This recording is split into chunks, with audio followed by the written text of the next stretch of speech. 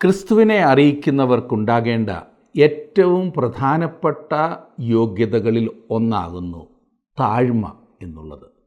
അത് സുവിശേഷീകരണം സുഗമമാക്കും.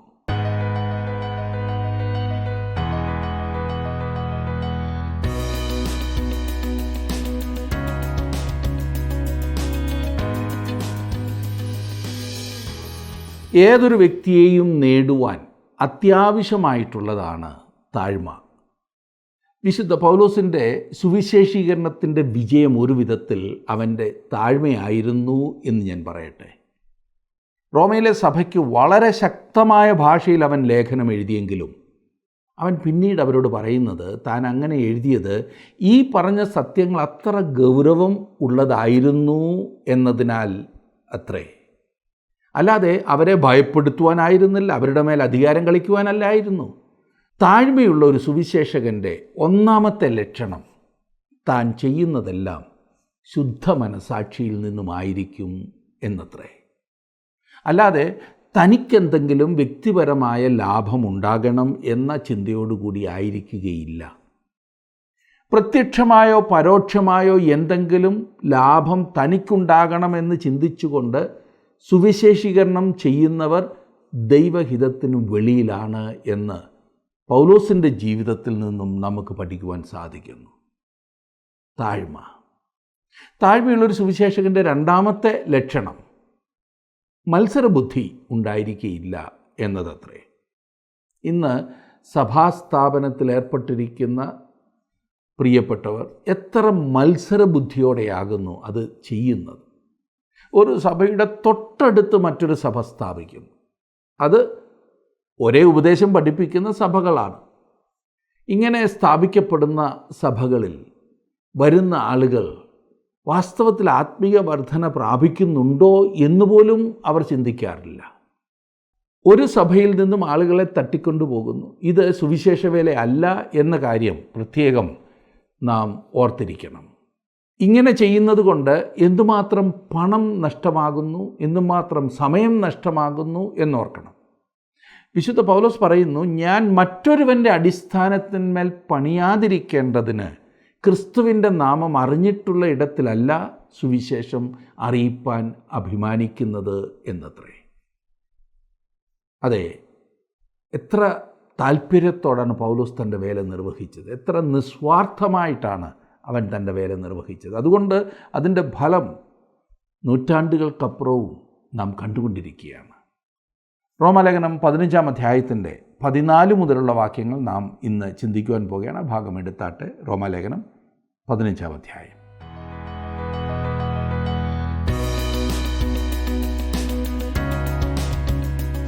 റോമാലേഖനത്തിൻ്റെ അവസാന ഭാഗത്തേക്കാണല്ലോ ഈ ദിവസങ്ങളിൽ നാം വന്നിരിക്കുന്നത്. 15-ാം അധ്യായത്തിന്റെ 13-ാം വാക്യം വരെ നാം ചിന്തിക്കുകയുണ്ടായി. 15-ാം അധ്യായത്തിന്റെ 3-ാം വാക്യം വരെ, 14-ാം അധ്യായവും 15-ന്റെ 3 വരെ പ്രധാനമായും ചിന്തിച്ചത് നമ്മുടെ പെരുമാറ്റ രീതികൾ എപ്രകാരമായിരിക്കണം എന്നതായിരുന്നു. 4 മുതൽ 13 വരെയുള്ള വാക്യങ്ങളിൽ 15-ാം അധ്യായത്തിന്റെ 4 മുതൽ 13 വരെ നാം കണ്ടത്, നാം ഒരു ശരീരത്തിന്റെ അവയവം പോലെ അന്യോന്യം സ്നേഹിക്കുകയും കരുതുകയും തളർത്തുകയല്ല മറ്റുള്ളവരെ വളർത്തുകയും ചെയ്യണം എന്നത്രേ. പ്രോത്സാഹിപ്പിക്കണം. എത്രയധികം നാം വേറൊരാളെ പ്രോത്സാഹിപ്പിക്കാമോ അത്രയധികം പ്രോത്സാഹിപ്പിക്കുന്നത് നന്മയ്ക്കായിത്തീരും. ഇനിയും 14-ാം വാക്യത്തിലേക്ക് നാം വരുമ്പോൾ അവിടെ വായിക്കുന്നത് 15-ാം അധ്യായത്തിന്റെ 14-ാം വാക്യം. സഹോദരന്മാരെ, നിങ്ങൾ തന്നെ ദയാപൂർണരും സകല ജ്ഞാനവും നിറഞ്ഞവരും അന്യോന്യം പ്രബോധിപ്പിപ്പാൻ പ്രാപ്തരുമാകുന്നു എന്ന് ഞാൻ നിങ്ങളെക്കുറിച്ച് ഉറച്ചിരിക്കുന്നു. ഏറ്റവും മനോഹരമായ സംഗതിയാണിത്. ഉപദേശപരമായ കാര്യങ്ങൾ ചർച്ച ചെയ്തിരുന്ന ഭാഗത്ത് താൻ ശക്തമായ ഭാഷ ഉപയോഗിച്ചതിന്റെ ക്ഷമാപണമായിട്ടാണ് പൗലോസ് ഇത് പറയുന്നത്. അങ്ങനെ തോന്നുന്നില്ലേ? അവർ അറിവിലും നന്മയിലും കുറവുള്ളവരായതുകൊണ്ടല്ല അവർക്ക് ഈ ഗുണങ്ങൾ ഉണ്ടായിരുന്നതുകൊണ്ട് പൗലോസിന് ഇത് വ്യക്തമായി പറയുവാൻ കഴിഞ്ഞു എന്നാണ് സൂചിപ്പിക്കുന്നത്. പൗലോസ് അപ്പോസ്തലൻ ഈ ലേഖനത്തിൽ വളരെ വിനയമുള്ളവനായി കാണുന്നു, ഇല്ലേ? 15-ഉം 16-ഉം വാക്യങ്ങൾ നോക്കിക്കേ. എങ്കിലും ജാതികൾ എന്ന വഴിപാട് പരിശുദ്ധാത്മാവിനാൽ വിശുദ്ധീകരിക്കപ്പെട്ട് പ്രസാദകരമായി തീരുവാൻ ഞാൻ ദൈവത്തിന്റെ സുവിശേഷ ഘോഷണം പുരോഹിതനായി അനുഷ്ഠിച്ചുകൊണ്ട് ജാതികളിൽ ക്രിസ്തുയേശുവിന്റെ ശുശ്രൂഷകനായിരിക്കേണ്ടതിന് ദൈവം എനിക്ക് നൽകിയ കൃപ നിമിത്തം നിങ്ങളെ ഓർമ്മപ്പെടുത്തും വണ്ണം ഞാൻ ചിലയിടത്ത് അതിധൈര്യമായി നിങ്ങൾക്ക് എഴുതിയിരിക്കുന്നു. ഞാൻ എഴുതിയിരിക്കുന്നു എന്ന് പൗലോസ് പറയുമ്പോൾ ഈ ലേഖനത്തിൽ മുമ്പ് എഴുതിയിരിക്കുന്ന കാര്യത്തെക്കുറിച്ചാണ് പറയുന്നത്. താൻ ജാതികളുടെ അപ്പോസ്തലനായിരിക്കുന്നു എന്നതിനാലാണ് ഇത്രമാത്രം ശക്തമായ ഭാഷയിൽ സംസാരിച്ചിരിക്കുന്നത് എന്ന് പൗലോസ് വിശദീകരിക്കുന്നു. ദൈവനിയമിതമായ ഈ പദവിയുടെ അടിസ്ഥാനത്തിൽ താൻ തന്റെ അധികാരം ഉപയോഗിച്ച് ഈ വിധത്തിൽ എഴുതി എന്നാണ് പറയുന്നത്. അവൻ അവർക്ക് ശുശ്രൂഷ ചെയ്യുകയാണ്. സുവിശേഷ ഘോഷണത്തിന്റെ ശുശ്രൂഷ ചെയ്യുന്ന ഒരു പുരോഹിത ശുശ്രൂഷയാണ് താൻ ചെയ്യുന്നത് എന്ന് പൗലോസ് പറയുന്നു. നിയമമോ മതപരമായ ആചാരങ്ങളോ കൂടാതെ യഹൂദേതരരായ ആളുകളെ യേശുക്രിസ്തുവിൽ സ്വീകരിക്കുവാൻ കഴിയും എന്നത്രേ പൗലോസ് പ്രസംഗിച്ചത്. അതിന് ഏതെങ്കിലും വിധത്തിലുള്ള ചടങ്ങോ ആചാരമോ ആവശ്യമില്ല എന്ന് പൗലോസ് യഹൂദന്മാരോട് വളരെ ശക്തമായി വാദിച്ചു. വേറൊരു കാര്യം നാം വായിക്കുന്നത് വിശുദ്ധീകരിക്കപ്പെട്ടു എന്നാണ്. ജാതികൾ എന്ന വഴിപാട് പരിശുദ്ധാത്മാവിനാൽ വിശുദ്ധീകരിക്കപ്പെട്ട് പ്രസാദകരമായി തീരുവാൻ എന്ന് വായിച്ചല്ലോ. കൊർന്നല്യോസ് മുതൽ യഹൂദേതരരായ ആളുകളിൽ നിന്നുള്ള വിശ്വാസികളിലും പരിശുദ്ധാത്മാവ് വസിക്കുവാൻ തുടങ്ങി.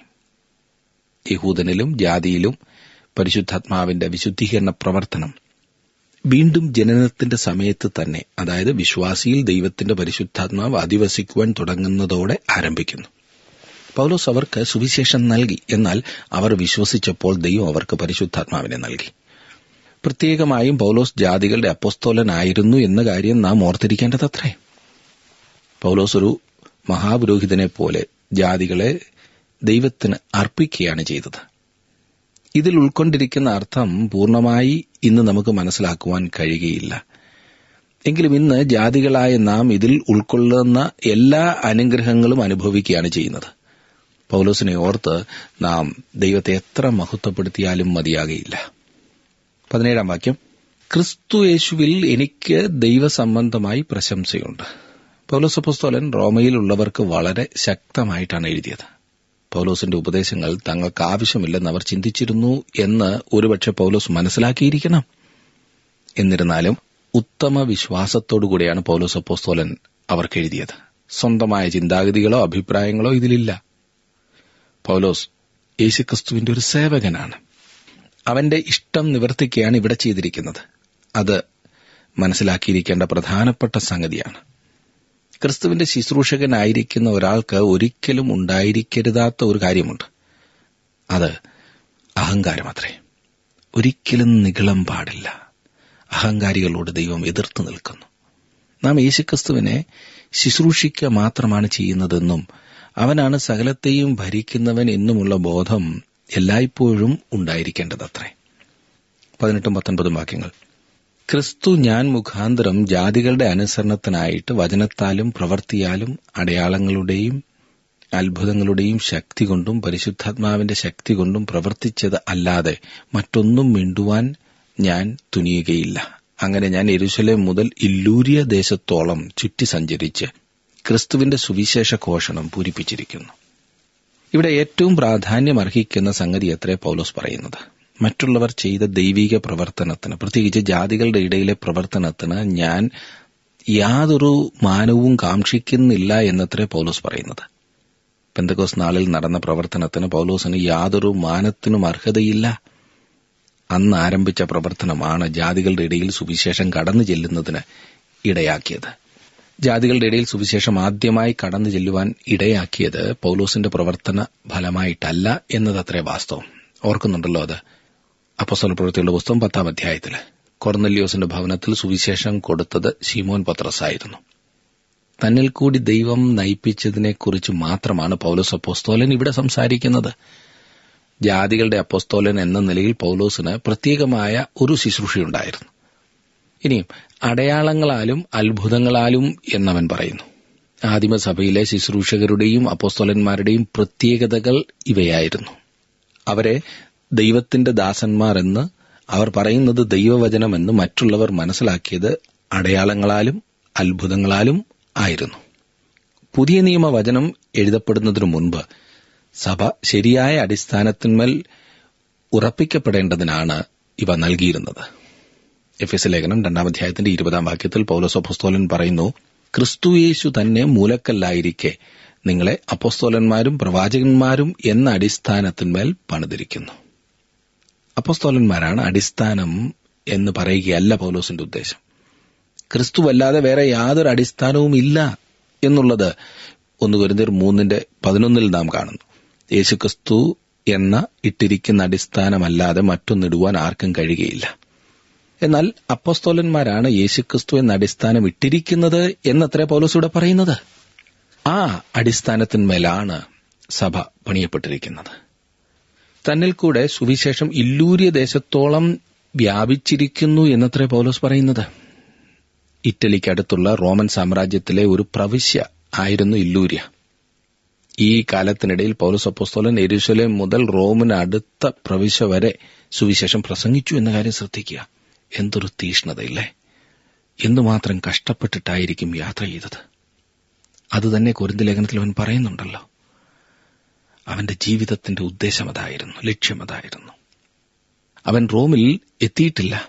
എന്നാൽ ഈ ഭാഗത്തെ യാത്രയുടെ വിവരങ്ങൾ നമുക്ക് ലഭിച്ചിട്ടില്ല. നമുക്ക് ഈ വേദപുസ്തകത്തിൽ രേഖപ്പെടുത്തിയിട്ടില്ലാത്ത പല സ്ഥലങ്ങളിലും പൗലോസ് അപ്പോസ്തലൻ യാത്ര ചെയ്തിരുന്നു എന്ന കാര്യത്തിൽ സംശയിക്കേണ്ടതായിട്ടില്ല. അവൻ പലയിടത്തും യാത്ര ചെയ്തു. പൗലോസ് അപ്പോസ്തലൻ സ്പെയിനിൽ പോയിരുന്നു എന്ന് വിശ്വസിക്കുന്നവരുണ്ട്. റോമൻ സാമ്രാജ്യം മുഴുവൻ സുവിശേഷവുമായി പൗലോസ് അപ്പോസ്തലൻ കടന്നുപോയിരുന്നു എന്ന് വിശ്വസിക്കാവുന്നതത്രേ. അവൻ എത്രയും അധികം സ്ഥലങ്ങളിൽ പോകുവാനായി തനിക്ക് ലഭിച്ചതായ വെളിച്ചം എത്രയും അധികം പേരെ അറിയിക്കുന്നതിനു വേണ്ടി ജീവിതത്തിലെ യാതൊരു പ്രതിസന്ധികളെയും വകവയ്ക്കാതെ മുന്നേറിക്കൊണ്ടിരുന്നു. താങ്കളുടെ വിലപ്പെട്ട നിർദ്ദേശങ്ങളും അഭിപ്രായങ്ങളും പ്രാർത്ഥനാ വിഷയങ്ങളും ഇന്ന് തന്നെ ഞങ്ങളെ വിളിച്ചറിയിക്കുക. വിളിക്കേണ്ട നമ്പർ 8281384455.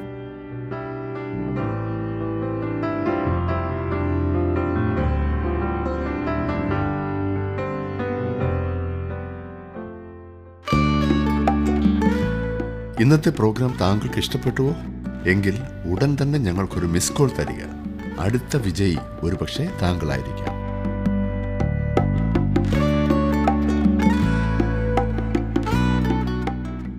ഇനിയും 20-21 വാക്യങ്ങൾ നോക്കിക്കേ. ഞാൻ മറ്റൊരുവന്റെ അടിസ്ഥാനത്തിന്മേൽ പണിയാതിരിക്കേണ്ടതിന് ക്രിസ്തുവിന്റെ നാമം അറിഞ്ഞിട്ടുള്ള ഇടത്തിലല്ല അവനെക്കുറിച്ച് അറിവ് കിട്ടിയിട്ടില്ലാത്തവർ കാണും, കേട്ടിട്ടില്ലാത്തവർ ഗ്രഹിക്കും എന്ന് എഴുതിയിരിക്കുന്നത് പോലെ അത്രേ സുവിശേഷം അറിയിപ്പാൻ അഭിമാനിക്കുന്നത്. ഇത് പൗലോസ് അപ്പോസ്തലൻ മത്സരബുദ്ധിയെ അല്ല പ്രകടമാക്കുന്നത്, നേരെ മറിച്ച് അവനെക്കുറിച്ചുള്ള മതിപ്പ് വർദ്ധിപ്പിക്കുന്ന കാര്യമായിട്ടാണ് പറഞ്ഞിരിക്കുന്നത്. സുവിശേഷം പ്രസംഗിച്ചിട്ടില്ലാത്ത സ്ഥലത്ത് സുവിശേഷവുമായി കടന്നുപോകാനായിരുന്നു പൗലോസിന് താൽപര്യം. പൗലോസിന് പ്രത്യേക തരത്തിലുള്ള ഒരു ശുശ്രൂഷയാണ് ഉണ്ടായിരുന്നത്. വേറെ ആരെങ്കിലും പോയി പ്രവർത്തിക്കുന്നിടത്തോ അഥവാ ഒരു സഭ സ്ഥാപിക്കപ്പെട്ട സ്ഥാനത്തോ പൗലോസ് ശുശ്രൂഷ ചെയ്തിരുന്നില്ല. അവൻ ഒരു യഥാർത്ഥ സുവിശേഷകനായിരുന്നു. ഏതെങ്കിലും ഉപദേശക സമിതിയുടെ നിർദ്ദേശപ്രകാരമല്ല പൗലോസ് പ്രവർത്തിച്ചിരുന്നത്. ഒരു പട്ടണത്തിൽ പൗലോസ് പ്രവേശിക്കുമ്പോൾ അവന് സ്വീകരണം നൽകിയിരുന്നില്ല. ആരെങ്കിലും അവനെ സ്വീകരിച്ചിട്ടുണ്ടെങ്കിൽ അത് അവിടുത്തെ പോലീസ് ഉദ്യോഗസ്ഥരായിരുന്നു. അപ്പോസ്തലന്മാർ അടിസ്ഥാനം ഇട്ടിരിക്കുന്നതിനാൽ അപ്പോസ്തലന്മാർ ആരാണെന്നും ആരെയാണ് തങ്ങൾ ശ്രദ്ധിക്കുന്നത് എന്ന കാര്യവും വിശ്വാസികൾ മനസ്സിലാക്കേണ്ടത് ആവശ്യമാണ്.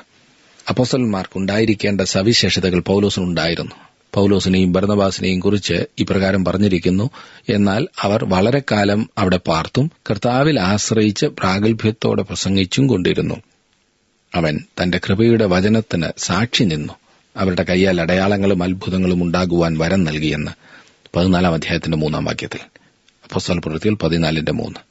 അപ്പോസ്തലന്മാരുടെയും ആദ്യകാലങ്ങളിലെ സുവിശേഷ പ്രസംഗകരുടെയും അടയാളം ഇതായിരുന്നു. അവർ കയ്യിൽ ഒരു പുതിയ നിയമവും പിടിച്ചുകൊണ്ട് കടന്നു വരികയല്ല ചെയ്തിരുന്നത്. അന്ന് അത് എഴുതപ്പെട്ടിരുന്നില്ല. അങ്ങനൊരു കാര്യം അവർക്കുണ്ടായിരുന്നില്ല. അടയാളങ്ങളും അത്ഭുതങ്ങളും അവരെ തിരിച്ചറിയുന്നതിനുള്ള വിശേഷതകളായിരുന്നു.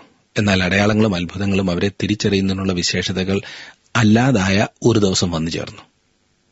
2 യോഹന്നാൻ 10-ാം വാക്യത്തിൽ നാം വായിക്കുന്നത്: ഒരുത്തൻ ഈ ഉപദേശവും കൊണ്ടല്ലാതെ നിങ്ങളുടെ അടുക്കൽ വന്നു എങ്കിൽ അവനെ വീട്ടിൽ കൈക്കൊള്ളരുത്. അവന് കുശലം പറയുകയും വരുത്. ശ്രദ്ധിക്കണേ, ഈ കാലത്ത് വളരെയേറെ ശ്രദ്ധിക്കേണ്ട ഒരു വാക്യമാണിത്.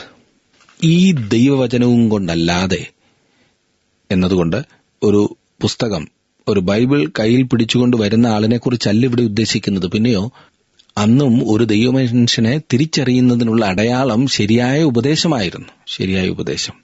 ഇന്നും അടയാളങ്ങളും അത്ഭുതങ്ങളുമല്ല, ശരിയായ ഉപദേശമാണ് തിരിച്ചറിയുന്നതിനുള്ള വിശേഷത.